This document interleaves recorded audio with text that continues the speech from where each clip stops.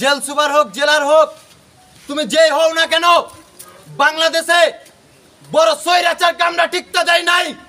তুমি কথাকার কোন হ্যাগাম, তুমি জেলার হও জেল সুপার হও, তুমি যদি অন্যায় করো চাপাই নবাবগঞ্জের মাটিতে, তুমি যদি দুর্নীতি করো ঘুষ বাণিজ্য করো সিট বাণিজ্য করো তোমার জেব টেনে ছিঁড়ে ফেলে দেবো।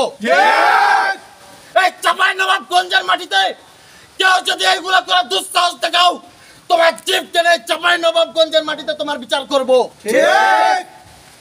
ভুলে গেলে চলবে না, আমরা স্বৈরাচারের জ্বর উপরে ফেলেছি, পিছু হটি নাই, জীবন দিতে আমার ভাইরা ভয় করে নাই।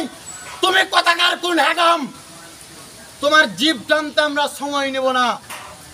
তোমাকে বলে দিচ্ছি তুমি যেই হও না কেন তোমাকে 7 দিনের আলটিমেটাম দিলাম, 7 দিনের মধ্যে এগুলো সংস্কার করে ফেলবা এবং আমাদেরকে কিভাবে আশ্বাস দিতে দিবা, নইলে আমরা প্রয়োজনে ঘেরাও কর্মসূচি দিব,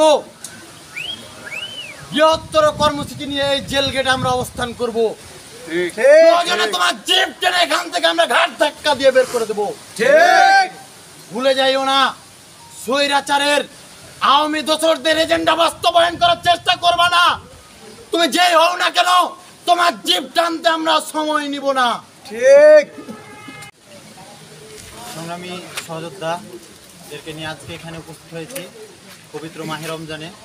যদিও আমাদের কর্মসূচি দেওয়া ছিল বিক্ষোভ, আমার সহযোদ্ধা বললেন সেটিকে আমরা প্রতিবাদ কর্মসূচি এবং অবস্থান কর্মসূচিতে নিয়ে এসেছি।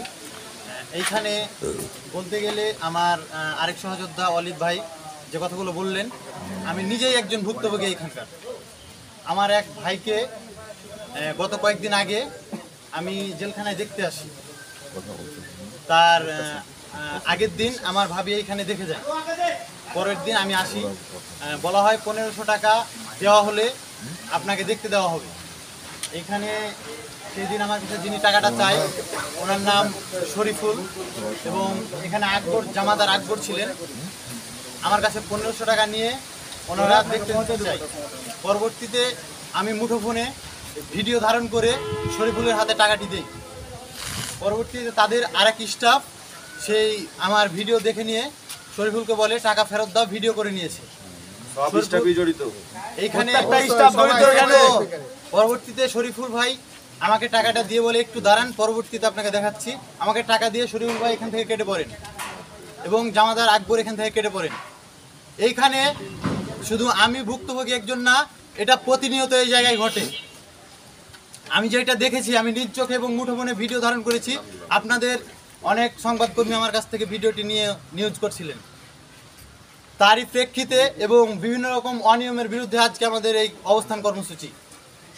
এখানে যে জড়িত থাক না কেন